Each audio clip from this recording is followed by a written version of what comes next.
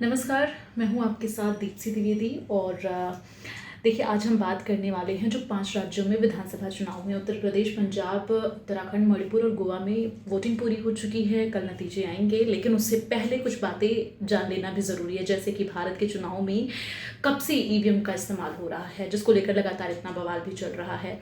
इसके साथ ही अगर हम जिक्र करें तो स्ट्रॉन्ग रूम क्या होता है ये भी हम आपको बताएंगे, वोटों की गिनती कैसे होती है, ऐसे ही सवालों के जवाब आपको हमारे इस वीडियो में ज़रूर मिलेगा।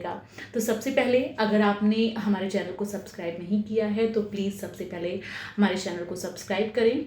और इसके साथ ही आगे हम अब बात करेंगे। सबसे पहले ईवीएम के बारे में जानते हैं कि भारत में ईवीएम कैसे आया, और ईवीएम कैसे आई है भारत में, इसके बारे में आपको बताते हैं कि भारत में पहली बार चुनाव आयोग ने 1977 में सरकारी company electronics corporation of India को ईवीएम बनाने का टास्क दिया।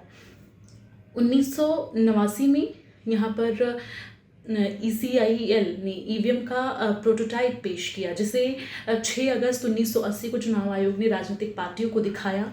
और मई 1982 में पहली बार केरल में विधानसभा चुनाव ईवीएम से कराए गए। उस समय ईवीएम से चुनाव कराने का जो कानून है वो नहीं था। 1989 में यहाँ पर रिप्रेजेंटेटिव्स ऑफ पीपुल्स एक्ट 1991 में संशोधन किया गया। उसके बाद यहाँ पर ईवीएम से चुनाव कराने की बात जोड़ी गई। उसके बाद कानून बनाने के बाद भी कई सालों तक ईवीएम का इस्तेमाल नहीं हो सका। और साल 1998 में मध्य प्रदेश, राजस्थान और दिल्ली की 25 विधानसभा सीटों पर ईवीएम से चुनाव कराए गए। 1999 में 45 लोकसभा सीटों पर भी ईवीएम से वोट डाले गए।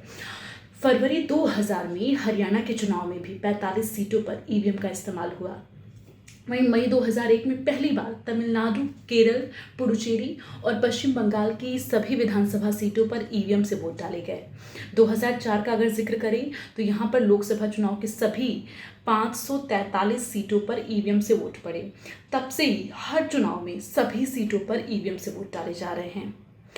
तो और अब आगे हम बात करते हैं, आपको बताते हैं कि ईवीएम जो है वो क्या है। दरअसल ईवीएम यानी इलेक्ट्रॉनिक वोटिंग मशीन, भारत में ईवीएम को बनाने का जो काम है वो 2 सरकारी कंपनियों के पास है। ये कंपनियां हैं बेंगलुरु में स्थित भारत इलेक्ट्रॉनिक्स लिमिटेड यानी कि BEL और हैदराबाद स्थित electronic corporation of India limited यानी कि ECIL। तो ईवीएम में 2 यूनिट होती हैं, एक कंट्रोल यूनिट और एक दूसरी बैलेट यूनिट। कंट्रोल यूनिट चुनाव अधिकारी दबाता है। ये बटन दबाते ही बैलेट यूनिट एक्टिव हो जाती है और वोट डाला जाता है।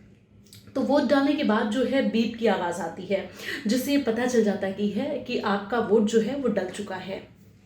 और अब चलिए आइए जानते हैं कि पोस्टल बैलेट और सर्विस वोट क्या है, ये क्या होता है। दरअसल 80 साल से ज़्यादा उम्र के जो बुजुर्ग हैं, दिव्यांग हैं, आवश्यक सेवाओं में लगे लोग और चुनाव ड्यूटी में लगे कर्मचारी को पोस्टल बैलेट से वोट डालने की इजाज़त है। इन लोगों को पोस्टल बैलेट जारी किए जाते हैं और जिससे वो अपना वोट डाल सकते हैं। इन्हें पोस्ट कर दिया जाता है। वहीं जिस राज्य में चुनाव हो रहा हो उस राज्य के मूल निवासी अगर किसी दूसरे राज्य में रहते हैं उन्हें सर्विस वोट जारी किए जाते हैं। इनमें अगर हम जिक्र करें सेना या अर्धसैनिक बलों में काम कर रहे अफसर, जवान या सरकारी कर्मचारी शामिल होते हैं। ये लोग ऑनलाइन जो है बैलेट का प्रिंट आउट निकाल कर उसको डाक के जरिए भेजते हैं और इससे डाक वोट भी कहा जाता है इसको। तो वोटिंग के बाद स्ट्रॉन्ग रूम में ये जाती है ईवीएम, और वोटिंग खत्म होने के बाद ईवीएम और ये बैलेट पेपर को जिस जगह रखा जाता है उसे स्ट्रॉन्ग रूम कहा जाता है। यहाँ बेहद कड़ी सुरक्षा होती है। स्ट्रॉन्ग रूम में 24 घंटे CAPF के जवान तैनात रहते हैं। इसकी 24 घंटे CCTV से निगरानी भी होती है। तो इस तरह से ईवीएम का प्रयोग होता है। और पहले देखिए ईवीएम से वोट नहीं डाले जाते थे, लेकिन अब ईवीएम मशीन का ही प्रयोग होता है। तो हमने आपको ईवीएम मशीन के बारे में बताया, स्ट्रॉन्ग रूम के बारे में बताया कि देखिए यहाँ पर स्ट्रॉन्ग रूम में जब वोट पड़ जाते हैं तो ईवीएम मशीन को रखा जाता है। 24 घंटे CCTV की मदद से निगरानी रखी जाती है। सुरक्षा के पुख्ता इंतजाम किए जाते हैं ताकि किसी भी तरह की कोई धांधली ना हो सके। और चलिए अगर आपको हमारा ये वीडियो पसंद आया हो तो हमारे चैनल को लाइक, सब्सक्राइब करें, वीडियो को हमारे लाइक करें, कमेंट करें।